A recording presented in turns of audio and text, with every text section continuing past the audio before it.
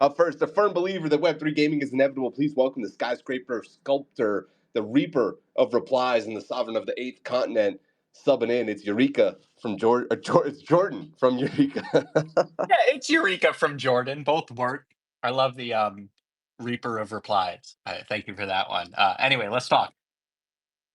Let us yap indeed. Thank you, Jordan. And this guy has more hustle than a honey badger in a hot dog factory, a whirlwind of wit and wisdom, a veritable veteran of video games, and a passion for Super Smash Bros. And Balatro. He's a stud business developer at Avalanche, and he's built like an ox big enough to carry Web3 gaming on his back, and he might just have to do that. He's the Sultan of Smash. It's Wills. Stacked panel and a poll segment. What else? What can you ask for on a Wednesday? Very excited. Are you swole? I didn't know. That's good to know. It's debatable at this point. It's just living up to Sam's expectations of me at this point. They keep me awake, keep me going. The same for all of us, man. Yeah, all of the ironic things I say in Jerry's intro about how big he is, Will's actually lives up to. And it sounds like Paul is just recruiting his bodyguards for whenever people find out all the alpha. Yeah, man, because I don't exercise. That shit's dangerous. But you wear sweatpants all day. Yeah, you don't even know if I'm wearing pants right now. Up next with Xset in his corner and Vayner Sports boosting his brand. He's changing the way others view the game. When he's on the panel, sometimes he camps corners, but he always aims for the headshot. Welcome the king of clutches, the guardian of Game 7. It's Bryson. Yeah, what's good, everyone? Excited to be here chatting. Some spicy, good topics to chat on, so super excited to jump into the panel. See a lot of familiar, beautiful faces on the stage and in the crowd, so pleasure to be here. What's up, man? So great to be on a panel with you again. Likewise. I like that your PFP is grinning. It's like I can just see you grinning at me. I like that is the only face I make. It's just permanently stuck in that position. The more smiles per pixel in that PFP than anybody else. Actually, Jordan coming with a close second place, but everybody. No, I'm a little bitch here. I don't have any teeth. It's like a conservative smile.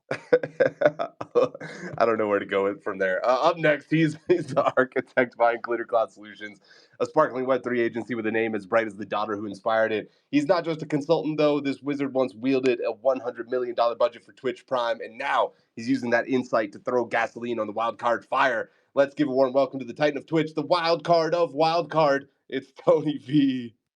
Let's go, and really, I'm here just to make sure that Paul gets off by 1:30 and doesn't miss the exhibition we've got today. Also, Sam didn't tell me that was happening. I knew our team was going to put someone in the ring, and they did. Yeah, and Tony's I'm the poison pill, but I didn't know Bryson was going to be here. I'm super stoked, man. I love being on stage with you, brother. It's a love affair already, boys. Let's make sure we can make it all the way to the topics. Up next, from battling blazes to bolstering businesses, this former firefighter has seamlessly shifted from the scorching scenes to the sophisticated sectors of scaling startups, and you've witnessed his rise from golden fraud to the golden god right here on Gamified. It's Jerry, Loner Pants Singer. God, dude. God damn it. I'm going to actually have to tell that story one day. You keep fucking referencing it. Oh, man. Yeah, happy to be here with I'm only here to defend Kevin after you guys ruthlessly bullied him the other day. So what's up, Kevin? And I'm also happy to be here with the #1 Daniel Jones fan in the world, Knock. Danny Dimes, as we call him in the fantasy league. Up next, this man is the chief simplifying officer. He's the rock star of reeling in the unruly. He's the Michael Jordan of clicking digital trees, and he's got a godlike trophy case to prove it. Welcome to the panel, the ruler of RuneScape from Magic Eden, the #1 Daniel Jones fan in the world, apparently. It's Knock. Man, being a Colts fan is absolute fucking misery. Just leave me alone, Jerry. Fuck. Did you guys sign Daniel Jones? Is this breaking news? Yeah, QB competition for Anthony Richardson. Fuck me, man. I gotta listen to this shit for the next 6 months until the season starts. Oh, man. All right, up next, for 27 years, this coding colossus has been crafting captivating worlds. From the hells of Dungeon Siege to the sanctuaries of Solitaire, a game so popular it was inducted into the World Video Game Hall of Fame in 2019. But this isn't just a relic of retro gaming. He's a parallel pioneer in the top 30 of the ladder. So boot up, buckle in for the brilliant barrage of bits and bytes as this king of coin enters the stage from Coin Games and Project O. It's Big Kevin Lambert. Yo, happy to be here. Love this panel. Bryson, my man. Let's jam. Good to see you, my brother. Bryce getting all the flowers, and up next, he's penned some of the most popular pages in the player's playbook. But now, this patriarch of programming is pioneering a path into the potential packed province of Web3 with Wildcard, the real-time strategy game and arena brawler that just launched its 100% community-owned token. Get ready to rally, because after the show, Wildcard will be showcasing their stuff on the streaming platform Thousands.tv. Please put your palms together for the Prince of Pixels, the Bard of Bytes, the Prometheus of Play. It's the one and only Paul Bettner. What's up? And that's right. I have to roll straight from this into 2 hours of shoutcasting and hosting our very first stream of the latest build of Thousands of Wildcard, where we're airdropping shit, and there's AI referees, and there's 2v2, and I can't even. I hope it all works. I'm gonna try. So here's what I was thinking. Koji's not here, so this is perfect. I'm gonna like channel Koji, because I've always respected how like he can be on this panel and there's like the wildest shit going on. He's always like, yeah, I don't know. Team's doing awesome stuff, man. I'm just here, like I just woke up, like I don't, So I'm gonna try to do that. I'm gonna fail, but that's my goal. Over under 34 seconds before Paul breaks character on that one. And last but not least, he's the slithering sensation from the splendid space of Lizard Labs. Weighing in at 2.4 pounds, he's the lean green space hosting machine. This small-scale star is set to stun, so put your claws together for the little lizard legend himself. It's Lems. GM, everyone. And Paul, I'm going to put you on the spot and dig for some alpha here. So, I clicked into the Git book and discovered there's something called a YOLO button. And that what was is this oh YOLO my button? holy shit. Okay, so that was a minor emergency this morning when our literally head of product realized that his roadmap was on the same Git book that I published the wild paper on, and it was like public. So and then we're like, fuck, I think it was only Lems, and he won't say anything. And here you are at the beginning of Gamify being like, what's the YOLO button? Yeah, okay. I know, That's I skipped fine. over the other juicy stuff, the other juicy dates. I was like, I'll just ask about the YOLO button, because that's the one that actually confused me the most. I was like, what the hell is a YOLO button? Yeah, okay. And I don't, we kind of only barely know, and we're going to try it. The YOLO button is the button where you click it, and like, apparently it does the things that we Web3 degens want, which is like, this might either take all my money or give me all the money. I don't know what. And then there's gambling laws and all sorts of shit that we got to worry about and whatever. So I don't know, but there is a YOLO button. It's not turned on in today's build, so don't look for it, but it is in there. Yeah, we're gonna find out what that does. But it's like we almost called it the degen button, but yeah, it's called the YOLO button. That's all I can tell you about it. All right. Over under 34 seconds should have been over under 3 seconds. Paul didn't keep that Koji demeanor for very long. Fuck, not even. Oh my gosh. I blame Lems. Also, we have a wild pass to give away. Big thank you to Paul and Katie for giving us that, worth over 0.5 ETH. Recently bridged over to ETH-L1. Usually we save that till the end of the show. I'm actually going to give it away in the first half of the show, since we're going to do some wildcard focused stuff. I want to give it to somebody that's engaging in the comments, asking interesting questions about some of these drops and events that they have coming up. But real quick, we got to give a huge mega shout out to our amazing sponsors. Get ready to howl with excitement as we welcome the Alpha, bringing the Blizzard benefits with a flurry of fantastic games. It's Avalanche, the leader of the blockchain Blizzard, the one and only official chain of gamified. Wolf and the Wolves DAO are already en route to the chain known for its frosty and formidable L1s to dive into the firefights of off the grid, conquer the competition in Shadowline, and enjoy the nostalgic world of Maple Story. So why aren't you get in contact with the boys today? Build your very own L1. And gamers, you got to get ready to go gaga for Game 7, the gaming giant that's giving growth a gigantic boost. They're not just building bridges, they're blasting through barriers with brilliant blockchain breakthroughs. With Summon, they're conjuring the secret sauce to keep players glued to your game. With Hyperplay, they're hyping up the portal to instant Web3 access with no friction, just fun. Thanks to them for being the official infrastructure of Gamified. And get ready to blast off with Star Atlas, the official game of Gamified. It's a sensational preseason spectacular. Right now you can plunge into a galaxy of captivating content, explore exotic exoplanets, engaging in exhilarating expeditions, or experiencing the evolution of gaming graphics that redefine the cosmos. Get a game key to the preseason by joining the Star Atlas Discord and opening a ticket today. All right, guys, wildcards. Surprise token launch and airdrop took us all off guard yesterday.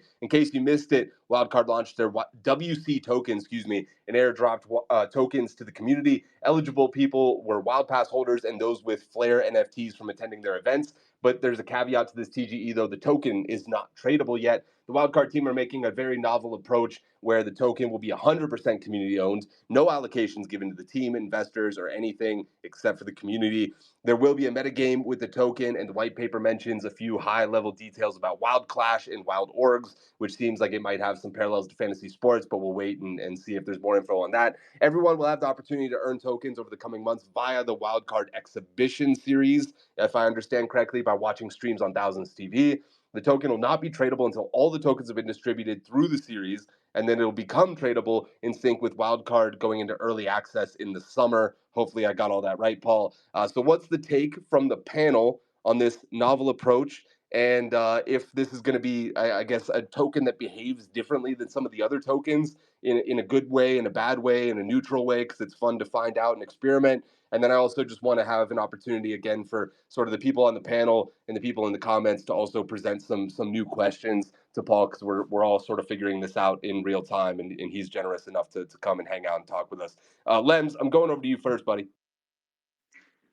All right, I'm going to ask you, Paul, if you can give us any alpha on the metagame, because I know you were a fan of Nor, before they unfortunately shut down. And reading through the white paper, it does look like there's some parallels there with the economy around the game, as opposed to like the token being directly integrated in the game. So can you give us any more nuggets of info on like the Yeah, wild dude. orgs and how things will work? I love that you're bringing up Nor. I wish Brooks was here, actually. I don't know what he's up to at the moment, these days, but we were the hugest fans of Nor and the work that Brooks was doing, because when I first heard about it, which I think it was a Web3 conference in San Francisco or San Diego or something, I was like, Katie and I were both there, and we were just so inspired by the way he presented that vision, which was very much the types of things that had been going through our head for Wildcard this whole time. Like, if you guys remember, because we've been talking about this endlessly on Gamified. It's just been a thing for me.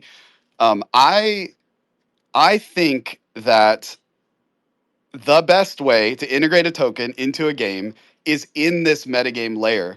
I think that like it really solves two problems for us. Like, one, we don't want to turn our competitors, the people down on the field, into laborers. Like, we talk about this on GameFight all the time, right? Like, when you have a game that is strictly play to earn, and the way in which you earn that token is by literally playing that same game that that other people are playing for fun, it can lead to not ideal outcomes. It can lead to the game basically turning into a financial vehicle, a financial instrument for people who are just trying to extract revenue from that. And when those mechanics are fused directly into that core game loop, I think it turns into a certain type of game. And those games can be great and popular. We talk about EVE Online all the time, and that game, and a lot of times, is like playing a spreadsheet where you're just trying to extract the maximum value. And it can be a lot of fun for those types of players.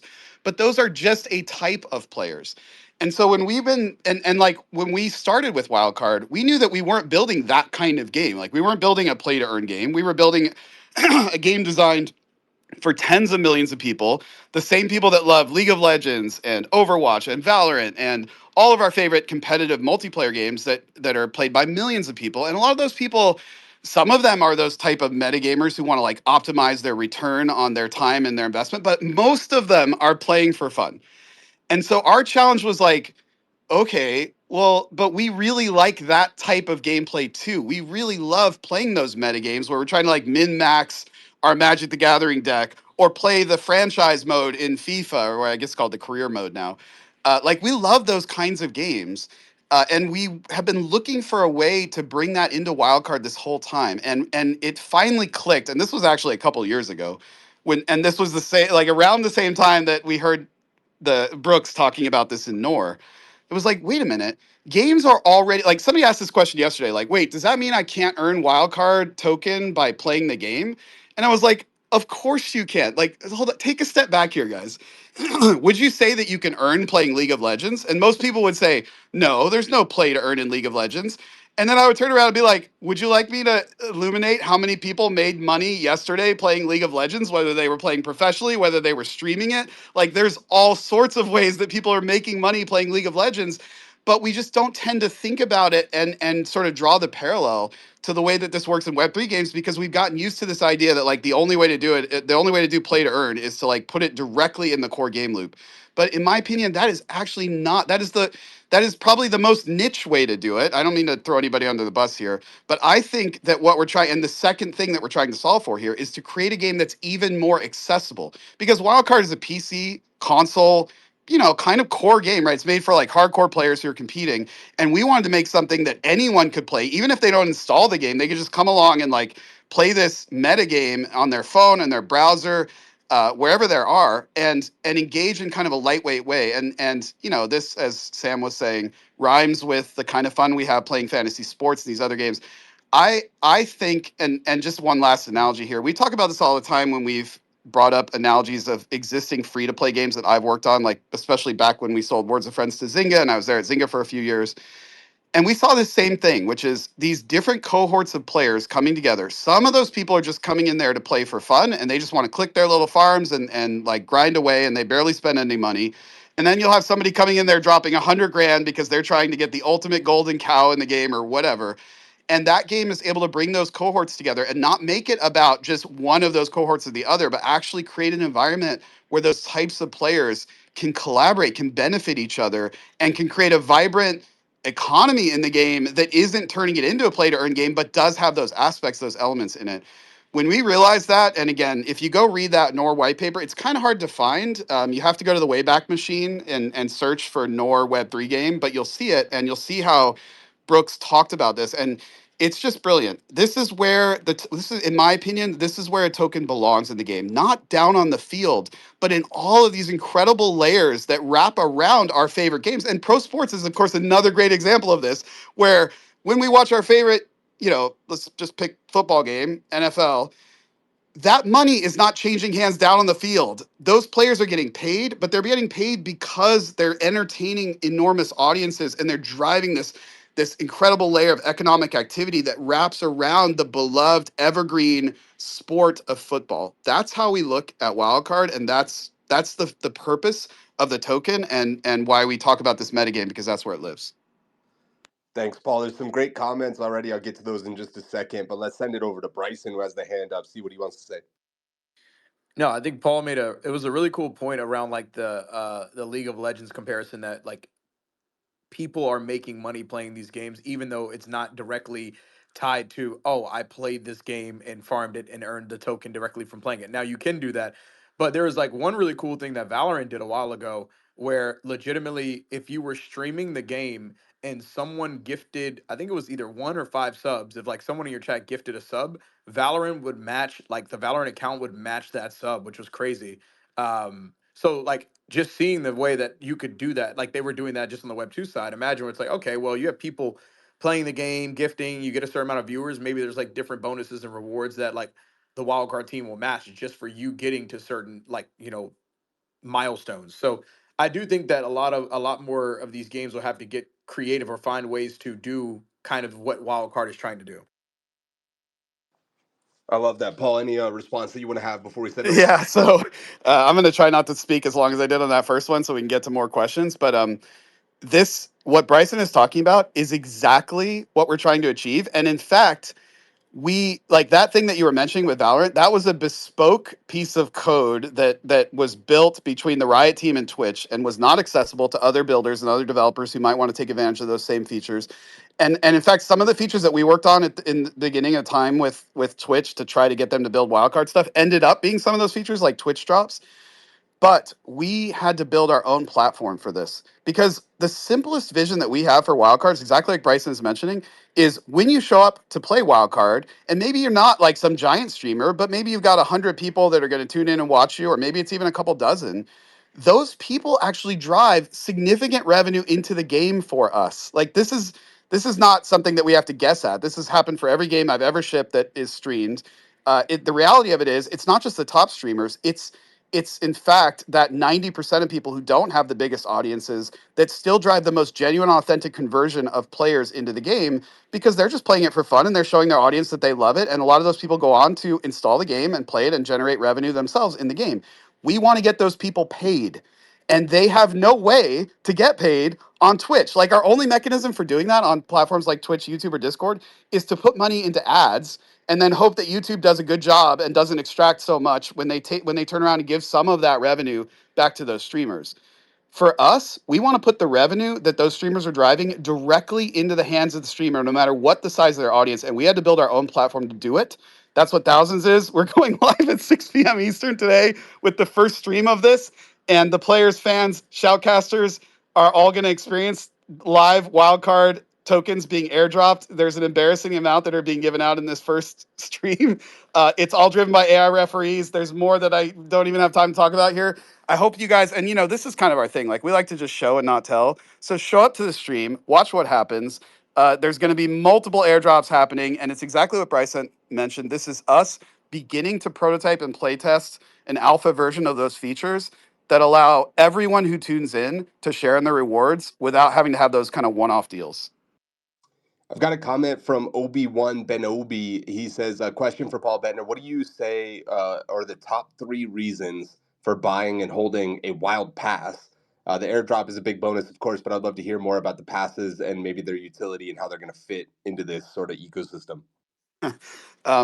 So I got to tell you a little bit of story about Tony at Glitter Cloud, because we've been working with him this whole time, and not this whole time, pretty recently, actually, the last couple months. And I'm so glad that we finally got connected and that he's helping us run the go-to-market for this. Anyway, we were talking about the Wild Pass several weeks ago, and I was kind of ranting and raving about how much I wanted to reward Wild Pass holders. And Tony said something like, wow, you know, I don't think I've experienced a project that cares as much about that first cohort, that early cohort, those folks who bought the Wild Pass for 44 Matic back in the day and have been holding this whole time. And I'm like, I don't know that there's another way to do this. Like, this isn't a Web3 thing. Like, this comes from my experience just building games forever. You have to take care of your first golden cohort. You just have to. If those people don't feel like they're recognized and rewarded for their loyalty and commitment to the project, like it just has this effect that echoes through the life of the rest of the project. And so like one of our most important jobs becomes to take care of and recognize and enable and empower those folks to just continue to be valuable within the wildcard ecosystem. So what we did yesterday with the 20% airdrop is we were actually calibrating it based on the current floor price of the wild pass and saying like, look, we can't guess what the wildcard token is going to be worth. That's going to be up to the community. But wouldn't it be awesome if the folks who didn't even know this was coming ended up with more value than the current floor price just because they had held this whole time, just because they were current holders?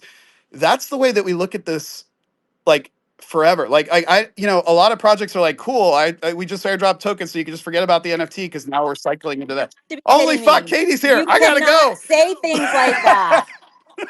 What the You fuck happened? cannot say things like that. Sam has betrayed me. Oh my gosh. He's Wow. Okay, listen, but lying. I wanna answer There's this. no calibration that has ever happened based on any kind of prices, not financial advice. Look, We don't even pay attention to that shit. here's the reason that Tony, Katie. you were supposed to make this not happen. Okay, listen. Go a little I'm gonna 420 to the boot. I'm gonna defend myself a little bit here, okay? We are not allowed, and it will never be true, that the efforts of others, meaning that like as a wild pass holder, you can just sit there and do nothing, and because of our efforts, you're just gonna get paid. Now, in the case of this retroactive airdrop, you had no Oh my ideas. gosh. Hold on, you had no idea as a wild pass holder that was coming. So there's no way that you could have known or done anything or like made any Fair. decisions based on that Fair. because Okay, yeah, that's okay, so fair. and that's But the you're whole point. skating, Bettner. You're No, I skating know now. I'm You're skating. also I like late. to skate. That's what they anyway. a husband and wife cannot be committed for the same crime. A very smart man once said that. So Katie don't No, worry no, about it. we don't have to testify against each other. That's the that's the other part. So, as it applies to the retroactive airdrop, it was very important to us that we surprised people with this value that even exceeded what they were hoping for. But But going the token forward, isn't tradable, so there is no value, that's and we're right. not That's right. trying It's to a. push any It's value, just that's exactly right. ladies And the and way that this gentlemen. works going forward, and the way you'll always hear me talking about it when people ask about, so what does this thing do in the future? Is it's tied to your contributions because that's the way the rules work, and actually that's the way it should work anyway. So the wild pass, the best way to think about it is it's the thing that grants access to the largest opportunities in the wildcard universe. That has been true. Clearly, we made that true yesterday, and that will continue to be true going forward. And in my opinion, that's the best way to create a differentiation between the token's use and utility and value and something like the wild pass, because the token is a fungible asset. You can have as much or as little as you want, and you can, trade around, you do whatever once it becomes tradable. But the wild pass is kind of a bespoke asset. There's limited numbers of them. They can't be divided more than just the 4,444 that are there. And it lets us do some really interesting things that we couldn't do with the token that are tied to specific ownership of the wild pass, time that you've owned the wild pass, the amount of colors of wild pass you own, like all these fun things that we get to do with that asset that we can't do with a token. So the utility, the main way to think about the utility, and I don't have time to go through 3 reasons, but the Yeah, main because thing, he has like 20 the seconds main left. thing I would say is, the wild pass is your gateway, is your access to those types of opportunities going forward. If you take advantage of them, if you contribute to the ecosystem, if you show up, if you give the project your time and attention, and if you put in that work and that effort, then the wild pass is the best way for you to access those opportunities. How's that, Kate? Was that, did I And skate? scene. Did I fall off the Thank you cliff? so much.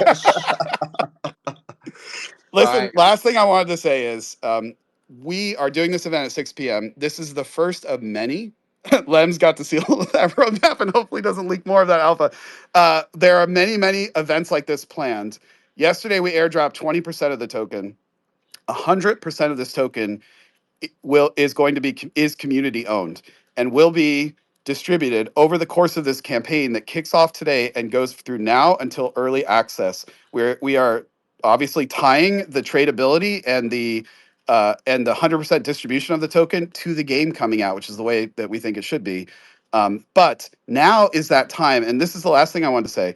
Other games that I've worked on have had this glorious period before the game comes out, especially in these days with Discord and with everything being online and Steam forums and everything else, where we get to meet not just the folks that we've already met that are Wild Pass holders that have shown up on our Discord, but all the new folks who are learning about Wildcard for the first time now that we made the Steam page live and we've been approved by Steam and everything else. So these are folks that are coming in, though, before the game is launched. These are our earliest adopters, the folks who truly believe in the game. And in my experience, and I know Kevin would echo this 100%, these folks, if it's like a force of nature, if we harness the energy and the passion of these playtesters, and not just the people down on the field, I'm talking about people playtesting thousands and tuning in to watch and everything else, and the people playing the metagame that is going to start to be playtested pretty soon by those wildcard token holders. If we harness that energy, it literally can turn a game that is pretty good into a game that like people play for decades to come. And prior to now, we haven't had a way to recognize that value that those folks bring, other than just to be like, well, thank you. Like, thank you for showing up. Like, we'll call you out. We maybe could put you in the credits of the game or whatever. Like, you see some games have like special thanks for all their playtesters or whatever. Wildcard Token is our opportunity finally to truly recognize those folks who are going to be with us on this journey between now and early access, to have Wildcard hopefully release into early access as one of the most fun games they've ever played and something they can truly feel responsible for and having contributed to. And today kicks that off. So I can't wait to see you, and your contributions will be recognized. Your attendance, your playtesting, that's the whole point of this campaign and why we did this. All right, Paul, thanks for joining us. Appreciate you, man. Thank you. Imagine me in that scene with the cane around my neck and Katie and Tony are both yanking it, and they're still not able to pull me off. But thanks I so much, appreciate guys. you, I man. love you guys. See ya. I know he said 6 p.m. What he meant was 6 p.m. Eastern, which is in about 90 minutes. We can go to Thousands TV and enjoy that hopefully awesome event. What I want to do now is go around the panel now that we have the Shill Fest over with and kind of get people's reactions to this 100% community token. Is this something that we think is going to, I don't know, evolve the way that Web3 gaming distributes tokens? Is it going to evolve the way that these TGEs happen? Or is it something that's just a fun experiment? We'll see how it shakes out. I think there's a lot of different ways people could perceive this. Kevin Lambert has had the hand up for a while. Let's go over to you, and then I'll give away that wild pass at the top of the hour here. Man, that whole exchange that we just heard with our ears is why we are here on the internet. That was awesome. Oh my god, it was so good. I had so much real IRL laughter that my wife is like, "Is everything okay?" Anyways, I am so passionate about this topic. I can't even begin to talk about it. But like the way that Paul and referencing Brooks from Nor back in the day, like I see the world the same way through the same lens that that Brooks and Paul do, in that um, this is all hypothesis, right? Everybody's hypothesizing how to get mass adoption in Web3, how to appease all of the personas that are out there, right? And everybody's doing it a little different, and I love every attempt. There's no bad answers at this point, right? But I think the answers are starting to gravitate towards what Paul just said, which is, get it out of the core game loop and get it into the right around it. Like when I used to pitch the vision for the game we were making, I would say, hey, a we're appeasing to we're appealing to these multiple personas with experience loops that touch but do not blend. Like it's not a full play to earn, but there are those opportunities. And as a human, you could enjoy both of them or all of them or one or the other. And I think that's the key. And Brooks from Nor used to actually make this analogy. He's like, think of it like football and fantasy football. Like there's the players that are on the field playing ball. They're there for the love of the game. And then there are the people who like to sit in their living room and bet on their favorite teams. We're all enjoying football, but one of them has a very different experience than the other. And some of the players actually come home and bet on fantasy football too. So you can do both, right? And it's the way that those experiences touch but do not blend that Brooks used to talk about that I think is the key to lighting up this mass adoption. And Paul is doing it, and we're doing it, and other teams are doing it, maybe slightly differently, but that core tenet I think is there. And the other thing I'll say is that Paul brought up the power of the streamer, right? And I mean, how many times have you seen or heard, if you guys watch players stream games, they're like, man, love this game, wish I could get more viewers because it is so awesome, but because I can't get the viewership, I actually can't afford to stream it because I got a day, it's got to meet my bills and my day job. And having another opportunity to do that, not saying like, well, it should have 0 viewers. Like, obviously, you want to have great viewership. But in a world where you're in the growing period of the game, just saying, like, of course I'm going to stream this game because not only do I love it, but there's other opportunities besides 1,000 concurrent viewers for me to meet my goals is excellent. I love that this token is enabling that. I'm hugely bullish on the Wildcard token and the ecosystem. And I think it stems from Paul and the team's philosophy about how to bring the bridge the gap, as we used to say back in the day, between Web 2 and Web 3 gamers. I'll stop talking now. Awesome to hear the enthusiasm from our boy Kevin Lambert.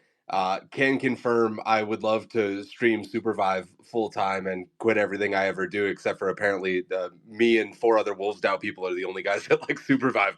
Let's go over to Hell Knock. yeah, Supervive. Let's go over to Knock and Slayer. You mean to tell me you don't like 18-minute queues, Sam, to find a game? Fuck, I Pain. love Supervive is so good. That's when you hang with the boys. Okay, so Sam, you asked the question: is this something that I think will change the way that teams approach tokens? And the short answer here is no, but the long answer here is maybe. I think it's important to understand that like the DNA of what's going on here is incredibly unique, right? You've got a pair of founders at the top who we all know and love, but have historically always been willing to like challenge the norm and challenge both the people in their community and their investors and push for what they believe is correct. That are also people who have the social and history and sort of experience capital to say, just trust us, let us cook, so to speak, with what's going on here. So I think it's a very interesting approach that not a lot of teams are going to have trouble sort of replicating for a couple of reasons. The biggest of which is if you've raised money over the course of the last 2 or 3 years, it's incredibly unlikely you're going to be able to figure out a way to launch a token that you and other stakeholders do not have access to. I think that this is something that is going to be rare. Few teams are going to try this. Fewer teams are going to be able to actually convince stakeholders to allow this sort of thing to happen. Now, I think obviously I'm very close to the team. I've been helping them out for a couple of years now, so there is some inherent bias in what I'm saying. But I think this is something that, frankly, the jury is still out on. Right? We believe that it's going to work. We believe in Paul and Katie. We think that this approach is interesting, but there's an incredible amount of risk in going to market with something like this, especially when you're not a team like Wildcard who, raised 40 or 50 million dollars, right? If you're a team with $1 to $5 million raised, it's very unlikely that this is something that makes sense to you. It's unlikely that you've got the runway to even attempt something like this. I think it's an example of a team who is well positioned, who has the experience, who has the actual financial capital to take a risk like this and sort of challenge what we've seen from traditional Web 2 or Web 3 games and the way that they've rolled out their on-chain assets. I'm bullish. I think it does well. I would love for a bunch of teams to try and emulate this, but I think this is an example similar to what we saw earlier this year with something like Gigaverse or OCH, where you're going to have teams try to copy this if it's successful without really understanding the how and the why and the DNA and what went into building a system like this, and they're going to fall flat in their face. So hopefully this is the start of something where really polished teams with the resources to do so can emulate, and it's a great experience for all of us gamers. I think what'll happen in the short term, if this is successful, is you're going to quickly see a bunch of teams try to find like half-assed versions of how to deploy something similar to this, like we always do in the space. And I think there'll probably be some short-term pain, but if teams can figure it out, I think this is going to be really exciting for gamers.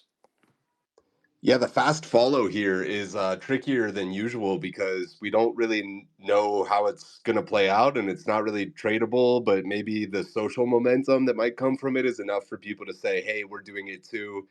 Interesting to see how that'll play out. Slayer, tagging you in your thoughts on the 100% community owned WC token. Yeah, I think like Nox said, we see it with trends. If it does well, everyone will try to copy based on what they see on the surface, and they'll miss details. But I also, our space is still in a phase where it's early and that the playbooks have not been figured out for success. But what we've seen from tokens from most projects right now is that a lot of what has been tried before isn't really working out that well. So I am just generally in favor of teams that have the ability because they've done the work and they have the funding, who are willing to take such a big risk and try a new model. So, however it goes, I'm just cheering for them for being willing to try something different from what we've already seen because it isn't working. So, whatever happens, it's really valuable data for the industry as a whole to learn from. So, I'm grateful for that. I'm also just really happy as also a fan of what Nor was trying to do, of people who are bringing that back and trying to employ that, because to someone's point earlier, trying to combine all the different persona, giving a loop for every single player persona, but it's all mixed into the same level, doesn't really work well in my opinion, because you risk turning some personas into others that you might not want, right? Do we really want all of our innocent Web 2 minded players who are happy to spend for fun and for progression and for flexing to be introduced to super financial aspects where they might convert into more Web3 minded degens, because then you're losing that pool of people who will just spend for fun? I think it lets you also create better custom loops when you can layer it off like that. And the final thing I'll just say is, as someone who's been a small streamer for fun on Twitch for the last 4.5 years, I love what they're trying to do with this, right? Because I've had so many people pop in. Like, there's a lot of people who are curious about games who will pop into a smaller streamer's stream on purpose because they know if you have a lower viewer count, you might actually take time to read their comment. So I've had a lot of people, when I'm trying a new game, pop in and be like, yo, this game looks really cool. Can you tell me about it? They'll actually ask me to basically intro the game, and I'll do a whole spiel about like, this is how you play, this is my first day, this is what I'm learning so far. And I've had so many people say like, hey, because I hung out on your stream for 5-10 minutes, I actually just bought this game on Steam. And I'm like, that's awesome, I love the game, I'm helping them. I got nothing for that though. So just like the attitude of, appreciating that, seeing that, and giving back is something that I'm just really grateful for. Absolutely. It almost feels like we're going back in time in a way, like a at the beginning of Twitch era or something like that, of the way that community involvement was brought in the beginning of the internet. Let's go over to T-Volk, see what he has to say, and then we're going to tag in Jerry and Jordan. Oh, I'm gonna take it out of the emotional good feelings and take it real deep into the nerdy, boring shit for a minute. But the thing that I get most excited about is that, as everyone heard, my man Paul's a genius. You just have to listen to him for 30 seconds to realize that. And one of the things that has really inflected not just the video games industry, but media and entertainment and advertising as a whole is the concept of deeper attribution. The closer you can get to attributing a user a dollar, a minute of gameplay, of video consumption, of audio consumption to an individual user, and more importantly to the action that drove that user, the more you can adjudicate how much that action was worth.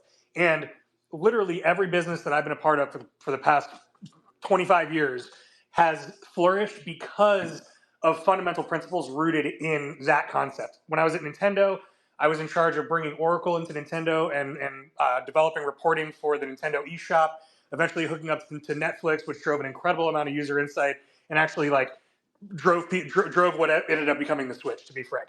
I didn't do that at all, but the data that they were able to drive and attribute did. At Amazon, the ability for a 22-year-old to scale promotions to offer shaving cream for 50% off to everyone who lives in Withlacoochee, Florida, that has a beard, because they have the ability to track that, is incredibly powerful. And what Paul's talking about is the next evolution of that. When we created Twitch Prime, the reason it worked is because we told Jeff Bezos that everyone on Twitch would say Amazon Prime every day, multiple times a day. And because we gave them a financial reason to do so, they did. You go to Twitch right now and you will hear people say, please use your free $5 Jeff Bezos bucks on me to subscribe to my channel. And Paul's doing the same thing. He's just doing it at a much, much more granular level. Instead of trying to, in mass, entice a large group of people that are all kind of doing the same thing to talk about him, he's giving not only his game, but other publishers the ability to really myopically reward people who are driving action, who are driving users that are spending money or creating free AI. They play all the time. And as a function of that, they play with people who spend a bunch of money. You want to be able to reward that as well. And you want to be able to reward the people that are driving those people into the game. And the more tightly you can tie those two things, the more you can scale and the more successful you're going to be. Great insight from your past experience there. I'm tagging in Jerry next. Yeah, I actually really hope people focus on what Tony was talking about, and that there was so much wisdom in that from just a marketing background standpoint, and I really hope people take a second to comb through what he said. But yeah, I just want to talk about can other Knock was like, can other teams do this, and the answer is like no, but maybe yes. And I think that like one of the things I struggle with is that the guy who pioneered this whole metagame concept, he couldn't do it, like the guy who we're all looking at and talking about and being like, oh man, this guy kind of blew our minds when he brought this concept to the Web3 space. And Brooks, who is a super genius and a super smart guy, was the first game to fold because I think he couldn't even unlock it or couldn't with the game that he had currently was working on. So no, the answer is most people probably can't. What did it take Wildcard to do this? It took a 6-year game cycle that's still shipping later this year, and a whole platform that needed to be built also. Two things had to happen in parallel tracks with each other, and they have to take 2 shots on goal to try to make this thing work. Do I think it's going to work? Yes, but I think if anything, this is Paul and Katie now become the overlords of Web3 because I think they are going to be the people that unlock things, and it has to happen through them because they were the team that was set up to be able to build the game and the platform and take that shot on goal at the same time on the same goal. And we'll see how it works out. I think we all think it's going to. But yeah, I mean, yeah, I think if you're another team out there, don't think about building your own platform. I think please just call Paul or Katie. They're probably more reachable than it is for you to build a competitor to Twitch. I would be inclined to agree with you there. Let's tag in Jordan, then Big Spangler, and then we're going to move on. Yeah, I just wanted to follow up to like what Knock was saying, what everyone's saying. I think Slayer hit some of this as well. But obviously we've been seeing as an industry the results of bad decisions a couple years ago by a lot of the larger teams in our industry, right? And I'm not necessarily blaming them, even though I do kind of blame them, but I'm not. I do, you got to learn and you take the money that's there and shit happens, right? And because of the cumulative weight of these decisions, Knock is completely right. Almost every team out there has no ability to go launch a token in this manner. But what I think that this does do is prompts people to look for what they can do, to look for ways that they can innovate and try something else, combined with the string of recent failures to do tokens in the kind of typical way that these VCs and teams were planning 2 years ago when all these bad decisions were made. I think that, the combination of a lot of those really not going well, and then we have what Paul's doing here and Katie and Wildcard are doing. And we have what, Limit Break is doing with all their fancy little ERCs.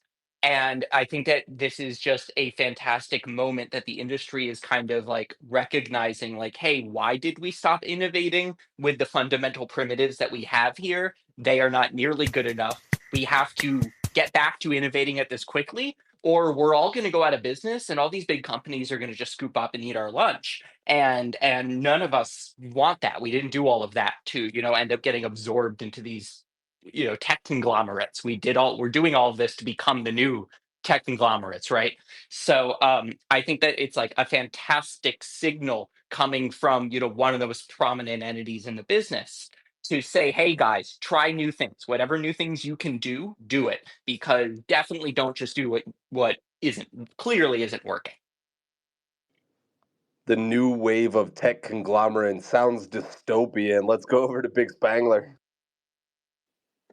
Yeah, for fear of rehashing what all the other wonderful panelists have been saying, I think Paul and Katie are tapping into something really fantastic, and just the way that they were talking about the wild pass and how they want the WC token to function, and it's this idea of how do you make these assets more valuable than the speculation that can be done on them, because that's how you truly create a moat around your assets and around your game. And everyone has been seeing the CS:GO skin graph on the internet recently, in response to the markets, where CS:GO skins have retained their value and retained their excitement, because no matter what the market is doing, those assets have their value. If it's up, down, the experience that can be derived from those assets is still there. And what I hear when I hear Paul talking is a real pathway to that in Web3. This idea that we've always been talking about, and it seems to be coming true. Can everybody do this? Absolutely not. But people should be trying to. People should be trying to reach this kind of level of of uh, of focus on what these assets can be and what we can really do with this space. And with that, I've realized that my voice is completely screwed, so I might be taking the back seat. I love you, buddy. My voice just rose from the dead thanks to like 20 minutes of hot steam this morning. So I feel you. I was in shambles the last couple of days. The real one, Mr. Jonah Blake, is joining us. So I'm going to let this topic go just a little bit longer. Jonah, your thoughts on the 100% community owned WC token strategy from Wildcard? I like it. I think if any other game tried it, they would be out of business. But I like it. Yeah, I think. Well, there's two things. Clearly, the VCs have had to agree to it, having worked with other clients who have insane tokenomics. The only way this gets approved is if Paradigm says it's okay. And the only way Paradigm says this is okay is if they're getting money on the back end somewhere else. So I'm going to assume there's another token somewhere down the road. And this is like a appetizer token.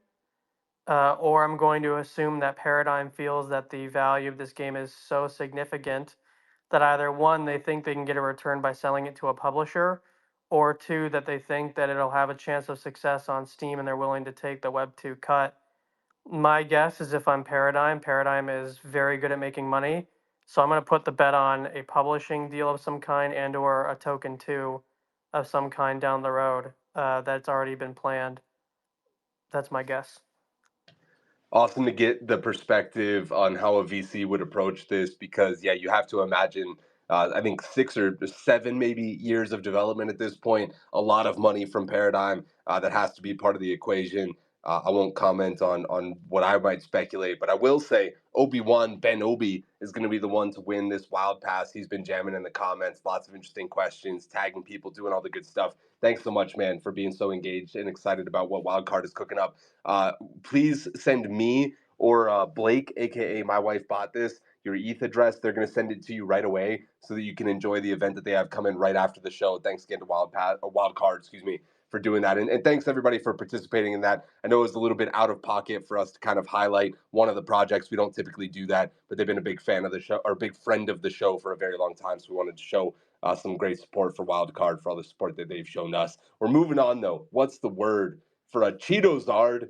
Not a Charizard, a Cheetozard selling for $90,000. Your first question might be, what the fuck is that? It's a Charizard shaped Cheeto that recently sold at auction, no kidding, for $90,000. Had 60 bids on it in eBay. The description is also pretty great. Presented, quote unquote, is a 3-inch long flaming hot Cheeto in the shape of a Pokemon Charizard, affixated to a customized Pokemon card and encapsulated in a clear card storage box. It was originally discovered and preserved sometime between 2018 and 2022. We can't narrow it down more than that 4-year gap between where we might have uncovered this bad boy. By First and Goal Collectibles, actually, is a collectible agency was able to track this bad boy down. The Cheetos surged in popularity on social media in late 2024, and they were able to sell it. Sounds like we should all start inspecting our bag of Cheetos in hopes that maybe one of them is a rare Pokemon and we can make a fat bag. What's the word, guys? Let's keep this one short. We're almost to the top of the hour, but what the hell is the word for a Cheeto shaped like Charizard selling for $90,000? T-Valk, sending it to you first, Tony.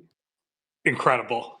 The word's incredible. We are in a Black Mirror episode combined with the most virtuous cycle of human wealth that we've ever been in. There's a lot of bad shit going on in the world, boys, but it can't be that bad if we're buying $90,000 Cheetos. Hey, it was sold in late 2024, or I guess at least a couple of months ago. The market was doing better, Tony. We don't have that kind of wealth anymore. Let's go over to Knock. I also want to hear from Kevin Lambert at some point because I know this man's ripping Pokemon packs all the time. Knock, over to you, bud. The word's collectible, man. People want to buy shit and they don't really care what it is. And this sale sort of happened right around the time of like the beginning of what has actually been like a pretty ridiculous Pokemon market.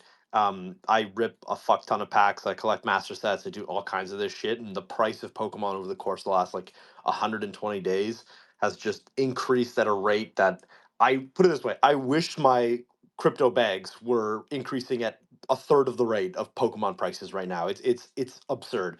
This is like a perfect storm. People have a bunch of money. The TCG got hot again. It's memeable because it's a fucking Cheeto. This is a once in a lifetime type thing. I doubt we see more Cheeto style Pokemon sales for 90 to 100 grand. But yeah, the word's collectible. Do you guys remember the early eBay Jesus meta where there was a piece of toast that had like Jesus burned into it that they sold for like $100,000, and then it was like, oh, Jesus is like on a toilet seat, and so somebody like shipped a toilet seat across America to sell it. I mean, there's a chance that the food meta of Pokemon characters just absolutely rips from here.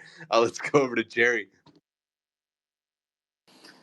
The word is fraud because it doesn't even look like Charizard. It looks like it could be any dragon, dude. It's like the craziest thing we do is give nerds money and then they just do the dumbest shit, dude. This could be anything, dude. Like seriously, you could open a bag of Cheetos and find something that looks like anything. You know what I mean?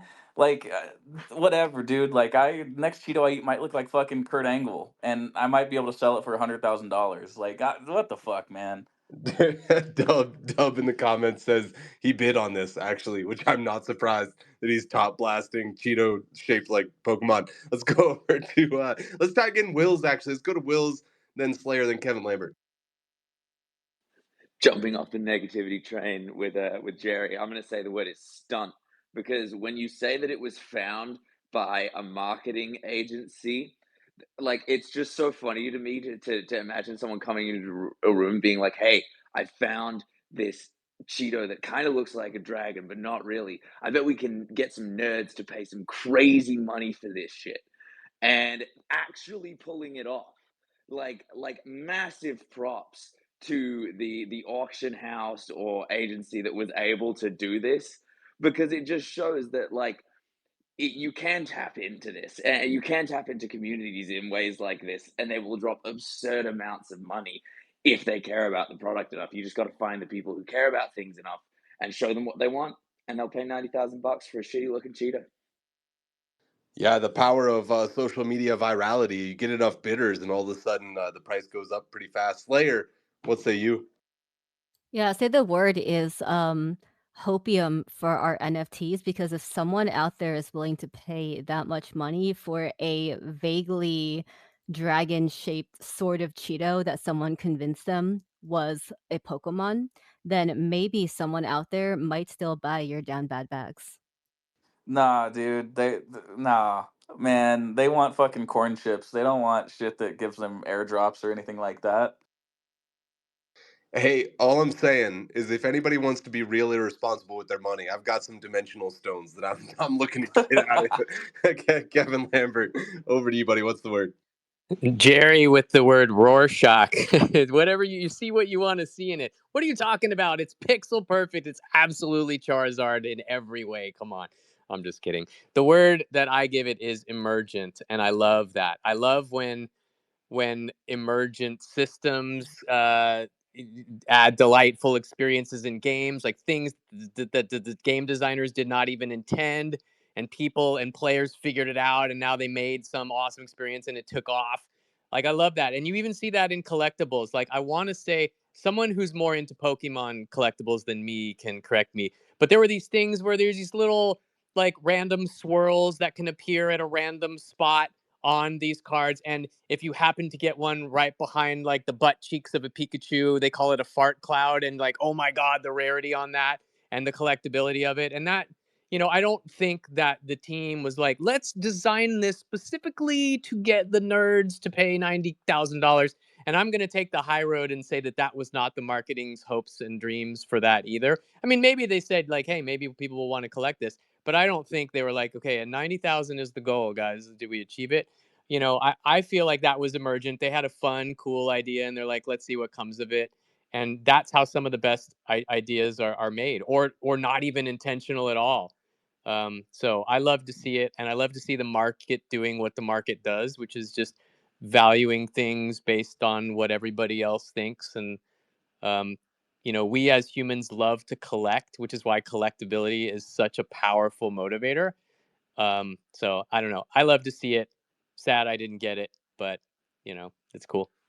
Yeah, not gonna lie. I expected to just when I saw this story, I expected to think it was like the stupidest thing I'd ever seen. And then I looked at it and I kept looking at it, and they did actually make like a custom Pokemon card where it says Cheetozard and it like frames it properly and it's in a custom box, and they did all this stuff to it. And at the end of it, I was like, damn, I kind of want this fucking Cheeto.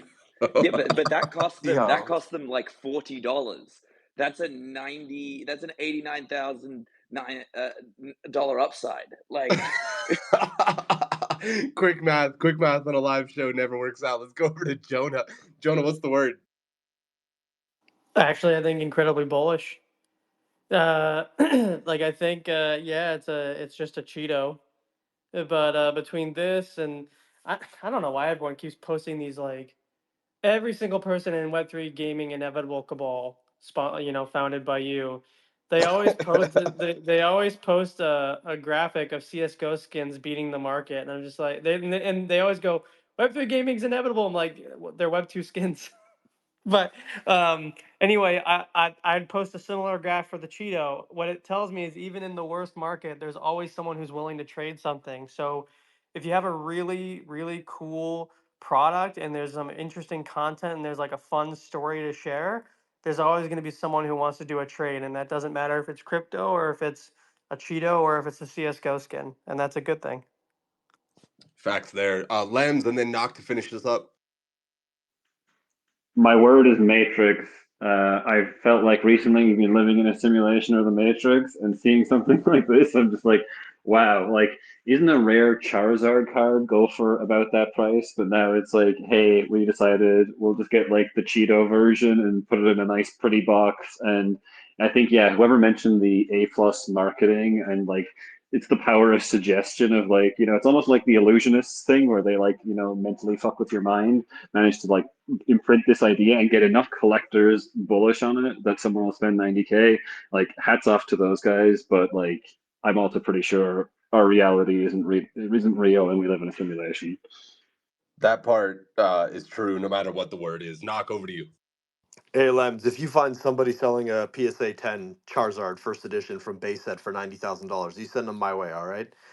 It's significantly more expensive than that now, which is part of the reason why this even happened to begin with. But I have a real question. Something that's been bothering me for the last week is I've had Cheetos, right? I've never looked at a fucking Cheeto I've eaten ever. I put my hand in the bag, I Oh, eat you're them. a fucking monster and you're a Who liar. the Everyone fuck? looks at the shape of Dude, the Cheetos. It's like, who is look at the looking shape at of the the shape of the Cheetos. No, Cheetos? dude. This is the thing that's been Nobody looks bothering at me the all week. Like, Cheetos. who even saw this? How high was this Yeah. person? What happened here?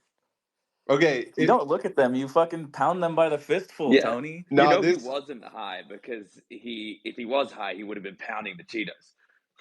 this Cheeto though, you guys didn't look at the picture long enough. It's like a 7-prong Cheeto. Like, it just keeps going. It's like that joint in Pineapple Express where they like stitched 17 different joints together going in Imagine the different directions. crunch. It's insane, dude. So clearly, this man was struck in awe that Cheeto shouldn't be built that way.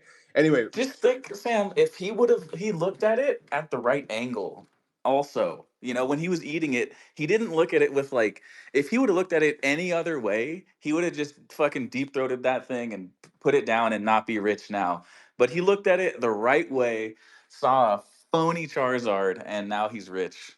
first of all, I take offense to the fact that you've already declared this as a man, because we don't know. She could be out there finding Cheetos as well. Also, sometime between 2018 and 2022 was the fateful day. Whenever I don't know why I find it so funny that we can't pinpoint the date that this fucking thing was found. Anyway. Because it's not real, dude. Because it's not, nobody knows. It adds to the allure. This is all just a marketing gimmick, dude. Shout out to that. That should be, we got to get that marketing company into Web3. They're making fucking wonders happen. Yeah, Jonah, bring them into your agency. We need these people in Web3. Shall be done. Moving on. Hold on to your helmets. Avalanche is the king of gaming chains, the official chain of gamified. Join us for a shivering shootout and try Shadowline and Off the Grid, two of the hottest games on the coolest chain. They're conquering the cold with cutting-edge technology and community that is frosty as it is fierce. So bundle up, bring your A game, and craft your very own L1 to service all your blockchain gaming needs. And giddy up, gamers, get ready to gallop into Game 7 Nation, the glorious gaming galaxy where players pack a punch. They've already signed up 150 games and have 30 million wallets ready to rumble with their mega MetaMask partnership. So come join the digital nation and get your citizenship so you can level up your life. Thanks to Game 7 for being the official infrastructure of Gamified. And of course, we've got Not Your Average Space Sim. It's a cosmic cocktail of stunning visuals, deep strategy, and player owned everything. So build your own spaceship armada and explore worlds uncharted with your friends. Star Atlas isn't just about spaceships and lasers, it's about building a community, a galactic civilization where players write the rules. So if you're ready to trade your boring Earth life for a cosmic adventure, join the Star Atlas fleet today and hop into the Discord to grab a game key. Thank you to the official game of Gamified. You'll see them, by the way, at a GDC at the WolvesDEN, which we're going to talk about briefly here. Okay, another quick one. Can't miss or can miss GDC and the WolvesDEN this year. I know this feels like a setup. I want everybody to feel free. Maybe GDC ain't it in this kind of market. I want you guys to feel free to say that if that is how you feel. But the WolvesDEN is back in 2025 with Alpha Night, Korean barbecue grill out with Big Sinjin, Arbitrum game night, and of course the Gamified alumni party, which you all are invited to, among other things. When the market is down, though, do we think it's time to stay at home, or is this time to double down on the community and people in real life? What do you guys think? Can miss or can't miss the 2025 GDC? T-Val, send it to you, and then the Slayer. Can't miss, my man. Cannot miss. Let me tell you, I am beyond excited. I think that it's going to be another great year where we all get together and look back afterwards and are really excited about the folks that we've met and the connections that we've made. I've been going to video game events for almost 20 years now. I'm an old man. I think Kevin's been there with me. And most of the good work that gets done at these events happens at the side events, and it's unfortunate that a lot of that happens at traditionally at bars or loud places where you're really not connecting with someone until the cab ride home or the hangover breakfast the next morning. And what I really like about the Wolves Den and value about it is that it really creates some organic opportunities to hang out with people that you end up doing business with, and largely the people that I've ended up doing business with that I've met at the Wolves Den, those relationships have been beneficial for both parties, and we've really enjoyed the personal and professional benefits that have come out of it. I see Slayer throwing up hearts, but we've worked with Slayer 3 or 4 times across different companies now, and wouldn't happen without the Wolves Den. So it's a can't miss from me. That's awesome, man. Great to hear your personal experience, and thank you for your instrumental part of making the Wolves Den a thing. Slayer, over to you. Definitely cannot miss having been going to GDCs for 4 or 5 years now. Last year with WolvesDEN was the best because again, like Tony said, it's people, it's everyone that matters in the industry concentrating together in an atmosphere where you can actually talk to people, have chill conversations here because you're not blasting DJ music in a nightclub setting, but calling it a networking event. And especially when times are down, honestly, my mental has been the best on days when I'm not looking at the charts. So what better way to not depress yourself from looking at the charts by physically being somewhere where you're just so distracted you can't. But honestly, I'm just excited. The best cure for the weird spot we're in is to get together in person with a bunch of people who still believe in the industry and are still trying to do things. I think it's going to be so rejuvenating. And, as much as it sucks to be in a little bit of a quote unquote bear mode in this space, the good thing about that is everyone who's going to be there are people who actually still care, right? It's like tourists out. That's a great point. Also, for anybody that's listening that maybe isn't as involved in the industry, you're not professionally working in Web3, but you've been itching to make that shift from Web2 to Web3. It is times like this, whenever people are super down on the industry, that it makes a huge impact for you to be present. And so I would recommend, if that's the situation that you're in. I know last year a few people were able to kind of get their big break, so to speak, by coming to Wolves Den and events like it. I want to get maybe some controversial opinions here. Let's go to Jonah, see what he thinks. Can miss, can't miss GDC / the Wolves Den. You can separate them if you want to. I'll speak for GDC directly. Yeah, I'm skipping this year. I can give some reasons why. I don't know. People here don't like my takes half the time. So I could say for a couple of reasons. One, the U.S. gaming market is absolutely cooked beyond belief. And most of the Asian developers, publishers are not going to GDC. They go to Tokyo Game Show or Gamescom or something separate. So if I am working in gaming, which I still do, that's where I'm interested. I'll go to probably Gamescom, and I will for sure go to Tokyo Game Show where there's much more business to be done. The second reason is pretty much most of Web3 and Web2 both are completely out of money. So most of the people there are not gonna for me in particular. My job is relevant as long as people have money to go try new things, right?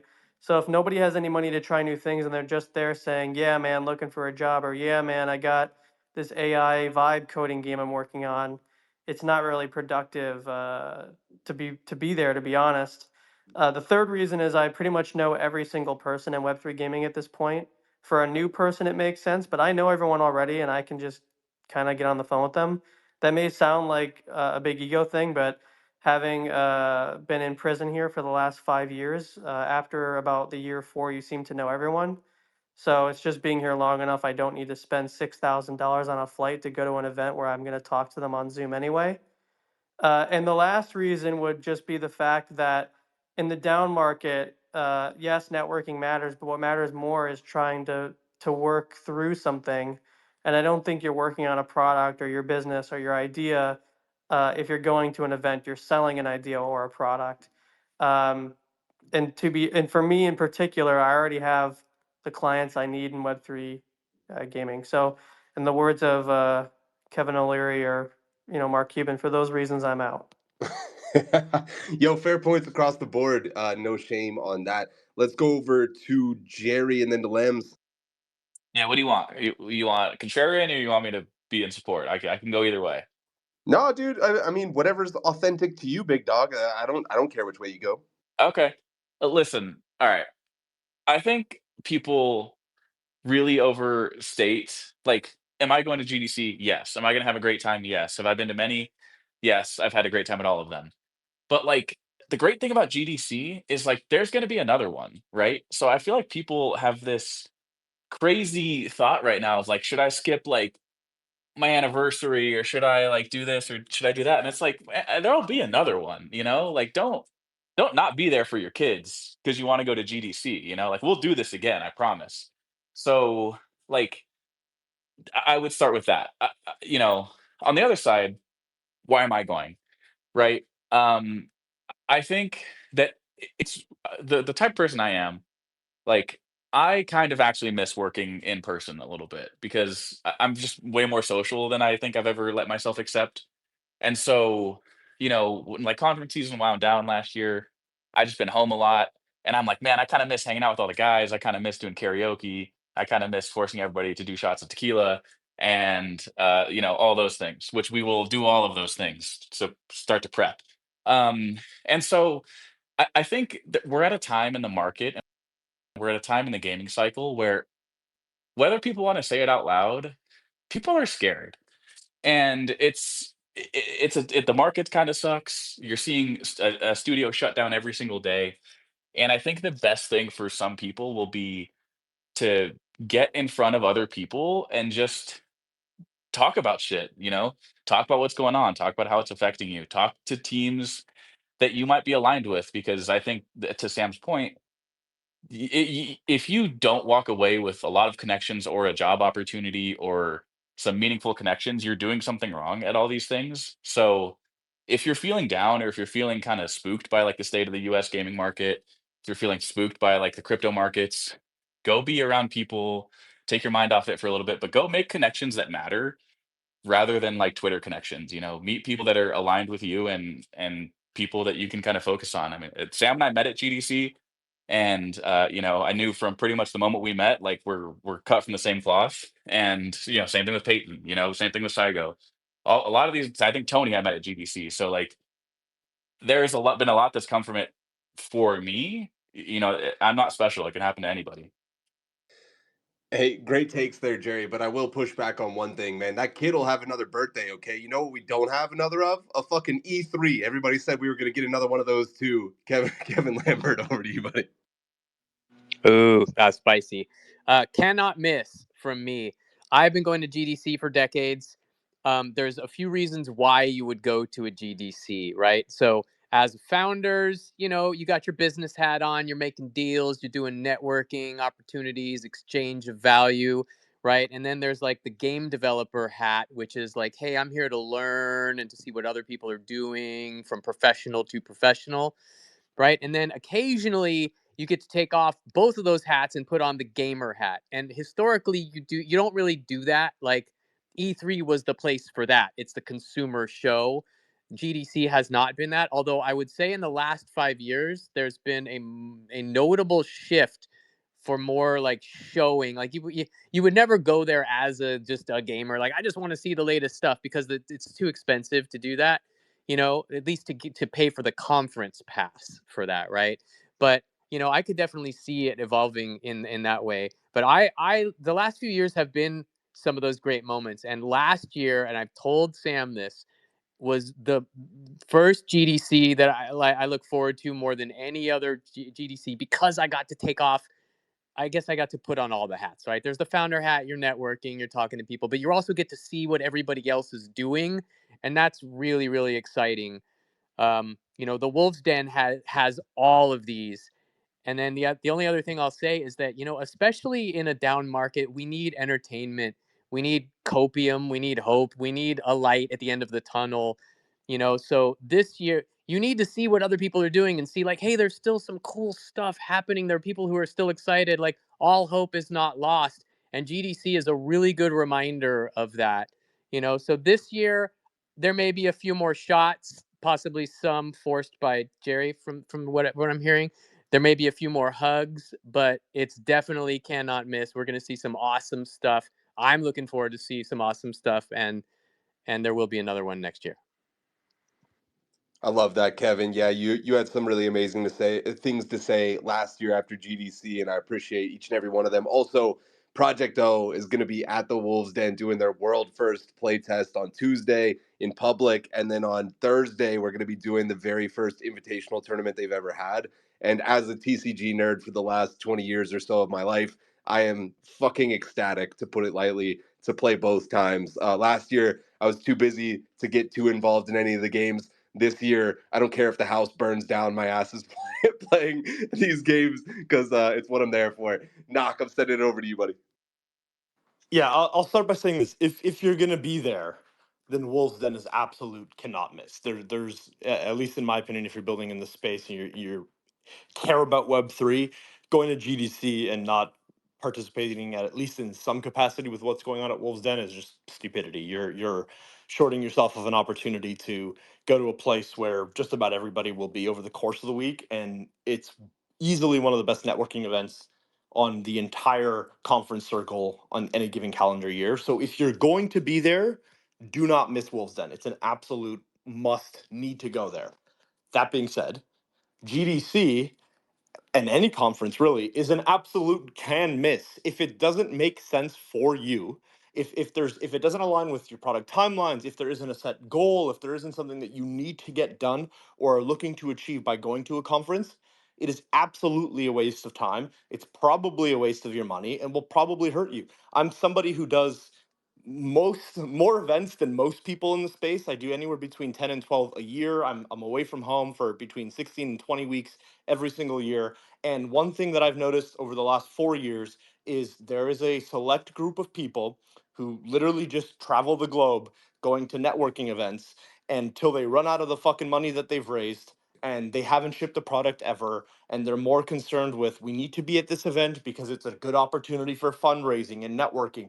All those people do is raise funds professionally forever for the same business, and nothing ever gets shipped.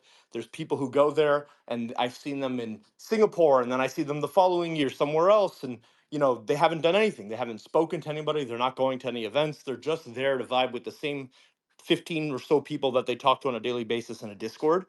That is not productive. It's a waste of time and resources. The same is true for a lot of games. The Bettners are not going because they have something coming down the pipeline that is incredibly important to them. And we saw Paul talk about at the top of this hour. For them, they've made the calculation that the better thing to do is to be home and make sure that we can deliver on the thing that it is that we're trying to deliver. Some games don't have any reason or goal to go to GDC, but we'll send 3 or 5 people out, spend $20,000 over the course of the week, go home having achieved absolutely nothing, and now you're $20,000 in the hole. It hurts your runway. Conferences in general, you absolutely can miss. Every so often, there's an event or a couple of events that if you're there, the side events are the most important thing. The only time I've ever even seen a conference floor in the last 50 conferences that I've been to over the course of the last 4 years was the first GDC I went to in 2022. I don't even know what the inside of the building of any other conference looks like because the side events is where absolutely everything happens. So if you're going, find some side events, find the ones that people will be at, spend the time, talk to somebody, strike up a conversation with a stranger. It's more often than not worth it if you're there to do the networking thing.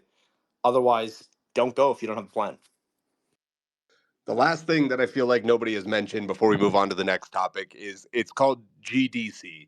If it was just GC, it would be game conference, but it's not. It's the game developers conference, and I think some people come with the misconception that it's like a consumer event, and that's you can have fun as a consumer, but it really is for developers, for founders, for VCs that want to invest in games, for people that want to break into the industry as a professional. And so if that's not your goal, it's probably not the place for you, unfortunately. But there are incredible events that there are, like Gamescom in Germany, Tokyo Game Show and stuff, where you can have an absolutely insane time as a consumer. So save your money for that. Lens has the hand up real quick, and then we're going to go to the next one.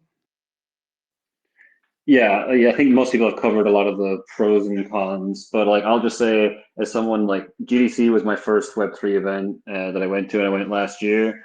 and the vibes were impeccable. Like if you're in the Web3 gaming sphere and you know all these people and you have all your online friends that you've made and you want to actually pick like, going to an event ain't cheap, right? But if you're going to pick like one a year to go to, I think this is one of the ones to go to if you're in Web3 gaming specifically. If you're going for more of a crypto conference, maybe you want to go to Token or one of the other ones. But for gaming, I think this is a great one to be at. I think this year will be bigger than last year too, just judging by the responses from people and the amount of FOMO I think that happened last year after last year was the inaugural WolvesDEN, and there was so much content being put out on the timeline and people were just had so much fun that now there's the WolvesDEN house, but I've seen in group chats like multiple houses getting booked up around the area because there's so many people showing up that want to be there for it. So if it ain't cheap, but if you're going to go spend it and you want to go meet some people and get to know everyone sort of in the space, I would say this is a great opportunity to do so.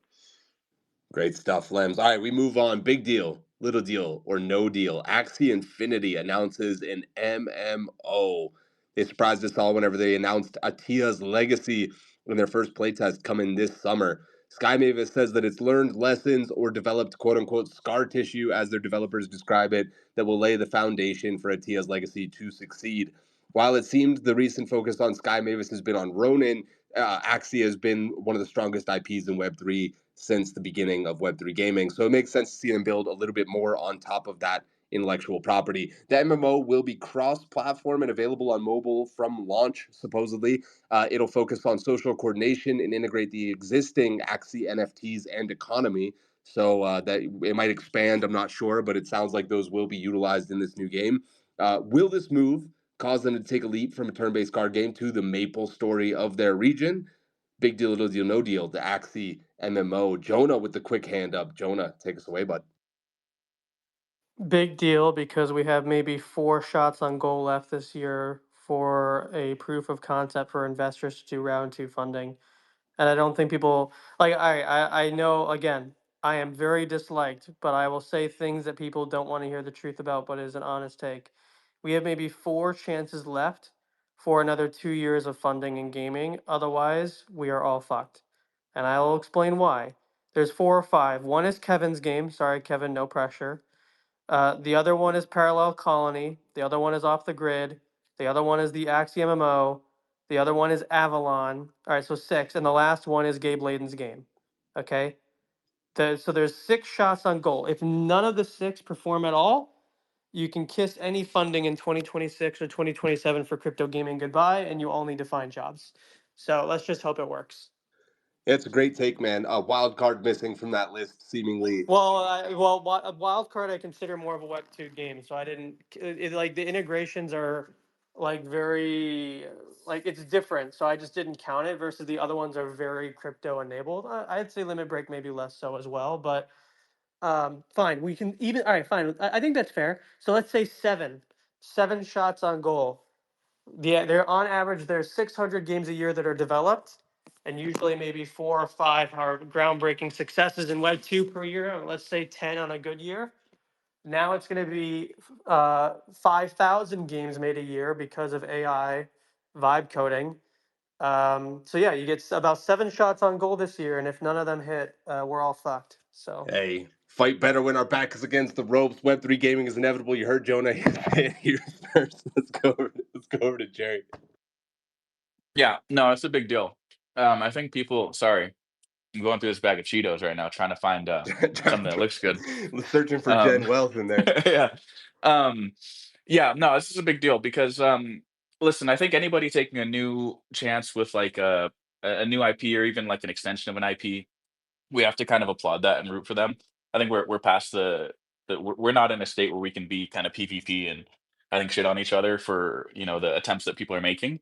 But I think it's a big deal because I think it's a meaningful attempt from Ronin to step outside of what people kind of put them in the box of, which is like really easy to spin up, like kind of low poly, mobile-ish titles. And I think that matters. I think that's significant for them to do something that's like a little bit more immersive than the traditional thing we've seen come from like specifically the Sky Mavis team, not the Ronin ecosystem, but like Sky Mavis specifically.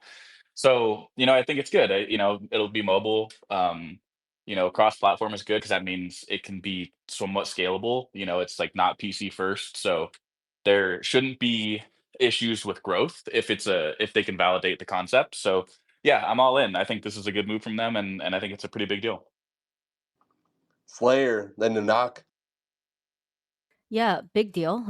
With gamer hat on, I mean, just like judging as a regular gamer, it looks good, right? I wasn't expecting this from Axie. Looking at the more industry perspective, it's really awesome seeing one of the OGs in this space that and they get shit on a lot because people are like, "Oh, it's such a simple game, yes, it was first, but it wasn't that good or that fun of a game." But those guys never went away, right? They were one of the first that got big in the space and got the attention. And yes, that model was unsustainable, but they didn't die when their model became unsustainable and when the token crashed. They kept building, kept iterating. So seeing them come back with an MMO that looks decent, using that same IP is just a good sign for our industry, right? The fact that we have a player that's been around for that long and is still kicking. And then again, to Jonah's point, I think just the more quality shots on goal we get, the more chances we have to prove to VCs, to prove to potentially people beyond the current crypto audience that there's something here. Kevin, or sorry, I think I said I was going to go to knock. Knock, over to you, buddy. Yeah, I mean, I think it's difficult to understate how big of a deal this is. For all of the reasons why that Jonah discussed, but I think for a couple other ones as well. Axie was really the first game that sort of broke out and kind of gave traditional Web2 media presence for this space. They were really the only team to follow that up with the announcement of Ronin. Doing this a third time is an insanely bullish signal for anybody who's like half paying attention to what's going on in crypto. Oh, I heard about Axie in 2021. I heard that they launched a blockchain. Wow, they must be doing well if they've launched a second title and it's of this scale and it's performing well. I think that that's really important signal for the entire space, and more importantly for people who are coming with capital from outside to hopefully want to deploy that capital here. So I think their success is incredibly important. I also think it's important for another reason, which is, in the early days of things like Half-Life and eventually Steam, that sort of set the stage for things like the Origin launcher and a couple of other launchers that were around back in the late 2000s, and then ultimately things like, what we see today with the Epic Games Store. Axie did a very similar thing with a bunch of titles in this space, and we want to see them have prolonged success. Having a team like Axie fail in a game of this scale is, in my opinion, like beyond catastrophic, right? This isn't a team that raised 10 or 15 million dollars. This wasn't a team who built a game and it didn't work out. That happens. We're going to see a dozen more of those teams sort of fall and disappear over the course of this year, unfortunately. This is a team who, for its entire life, sort of birthed the category, was the north star for everybody building within this category, and from an investor's perspective absolutely meets that criteria. I would say it's almost a must succeed. There has to be some level of success with this game, or it's going to send incredibly bearish signals downstream to Web2 consumers, to the people who have decision making power for distributing funds.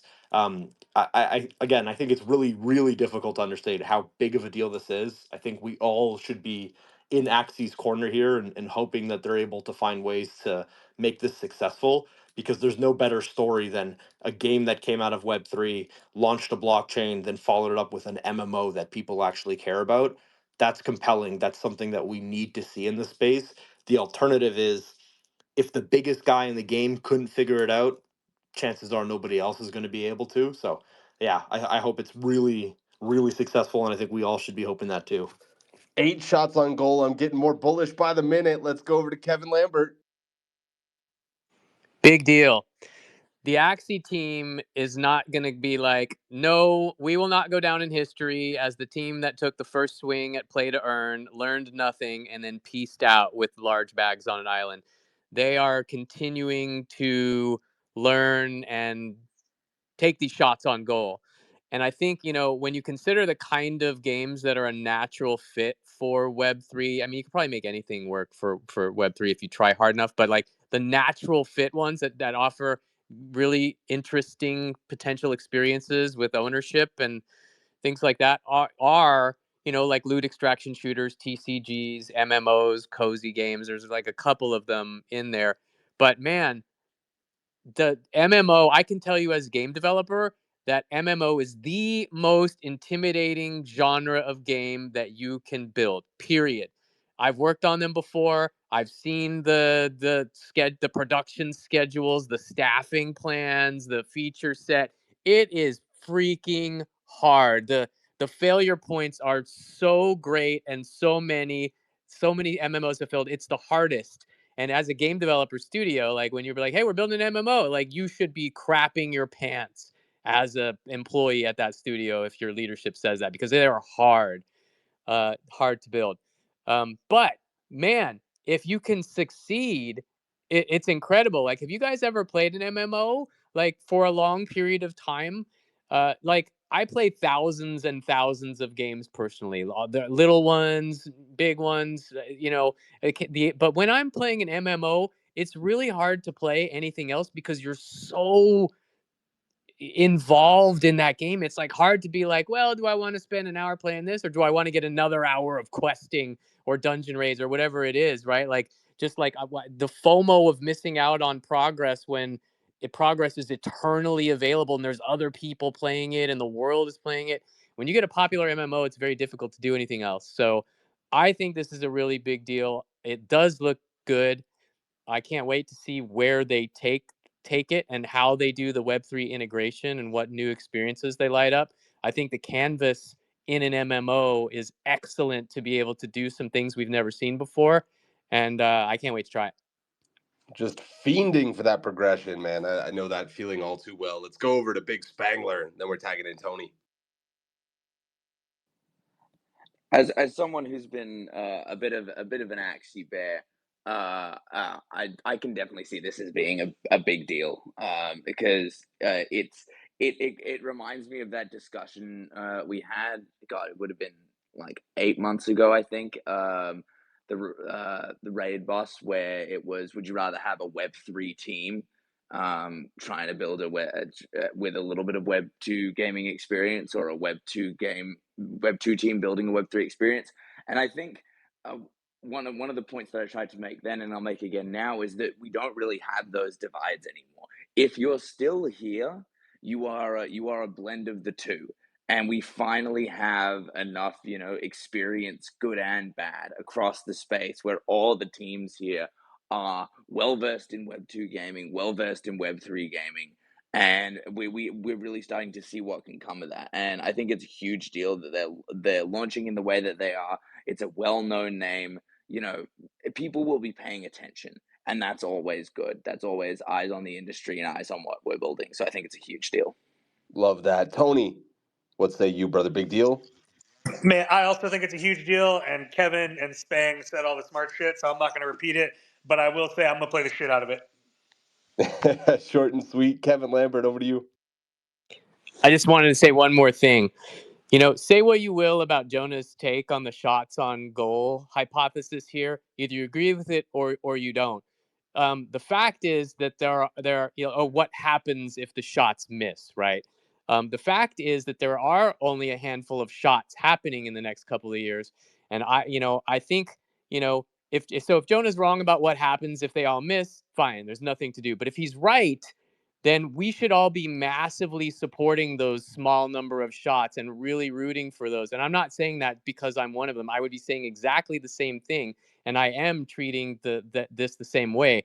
Like when Off the Grid launches, I'm betting like personally, not like financially. I'm really hoping that it knocks it out of the park. And if they don't, then I'm hoping Parallel does. And if Parallel doesn't, I'm hoping that this does. So we have to like get behind these, rally around this and make some noise. And I think that's one of the ways that like building up that defensive wall is one of the things that's going to work against the kind of stigma that Web 2 has today. Like it's getting better, and it's going to continue to get better as people go, "Oh, these games are actually fun."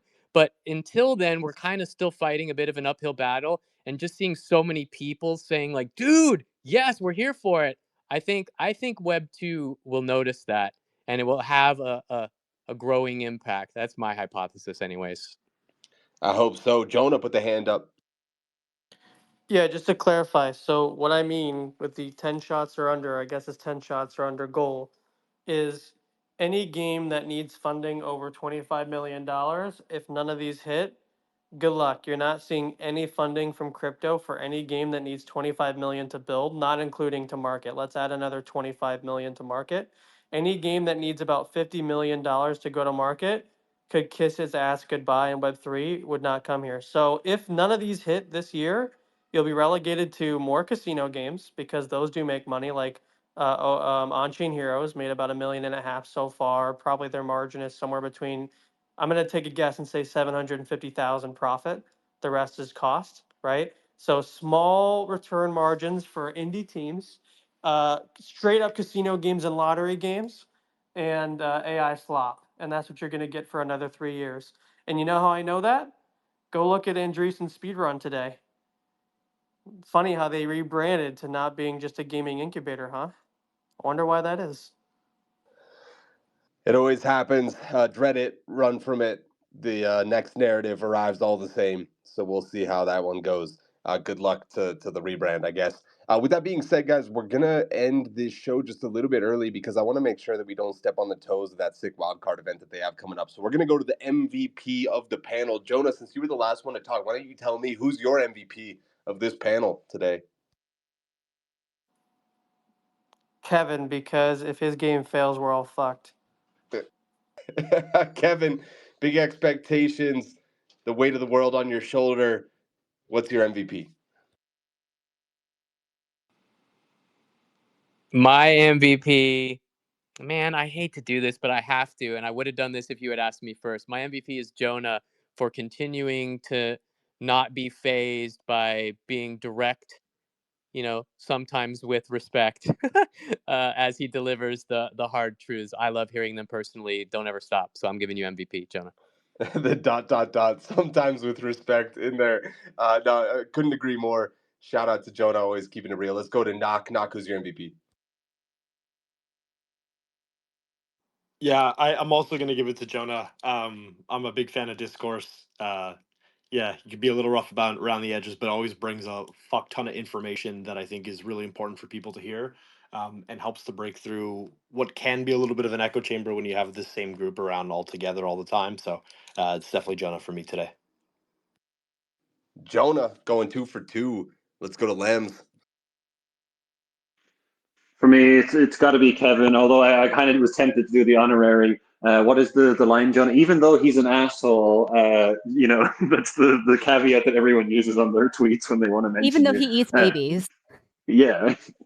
But yeah, shout out Jonah for you actually, even though you can be contrarian, you create good discourse and conversations and discussions that come from it. But today, I just love Kevin's take, so you're going to get my vote today, Kevin.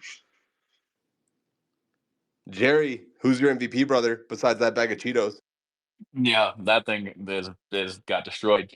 Didn't stand a chance. I'm gonna say Kevin because this panel ruthlessly bullied Kevin last time I was on here, and now he's one of your guys' saviors. So it's Kevin. Stop ruthlessly bullying Kevin about his article, you fucks.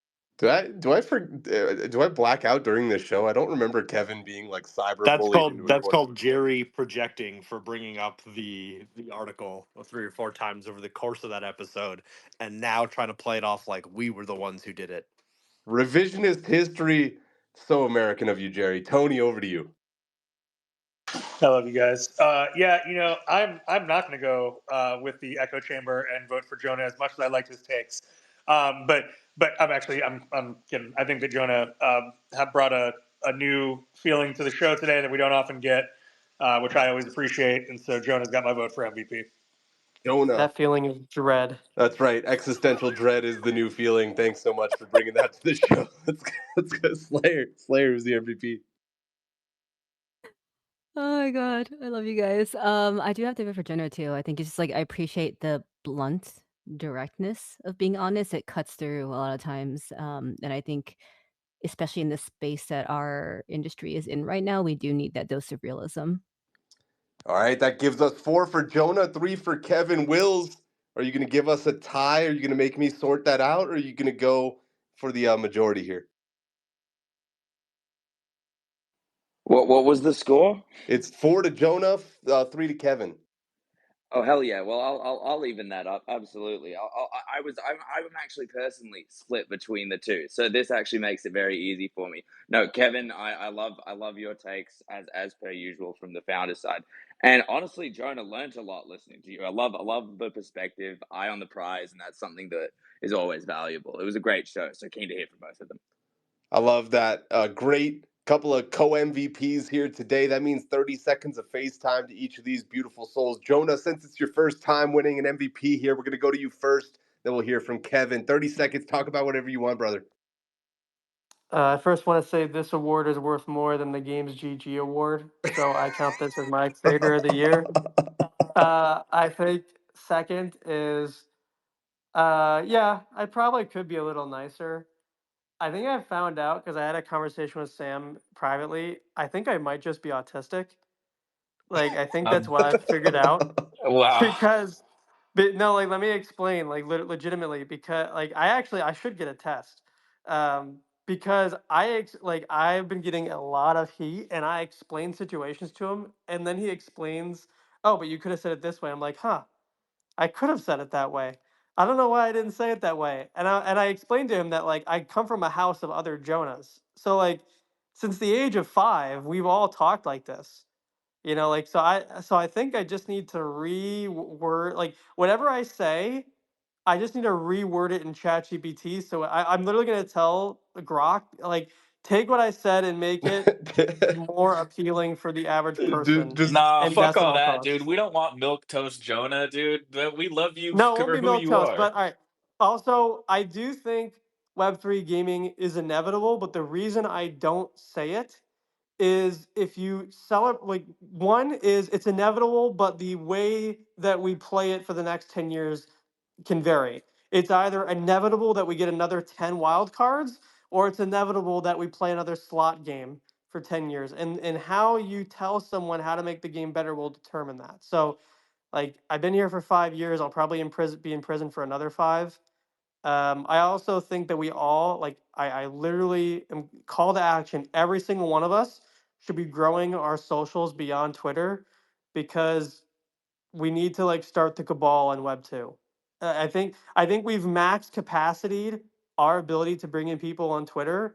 And if you did half of the work you've done here and you put it on not Telegram, Jesus, on TikTok or Instagram or on YouTube, we would have probably an additional 60 new members per month would be my bet. 30 to 60 new members per month. I agree with everything that you said, and I want a week of Jonah tweets where before you send any of them, you say to Grok, "Please take the autism out of this messaging and just ship whatever it gives you, and we'll weigh the results of people's anger."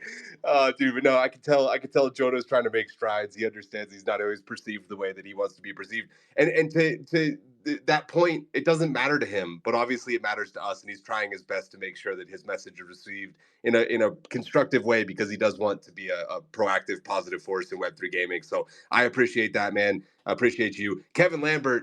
Ahead of the amazing Project O stuff that we're about to experience at WolvesDEN, 30 seconds of FaceTime, brother. Dude, I'm gonna pull like a Paul Rudd on Hot Ones moment here, or attempt to. Like, look at us. We are leveling up with self-awareness and humility and real talk here on the show. I mean, this is insane. I love it.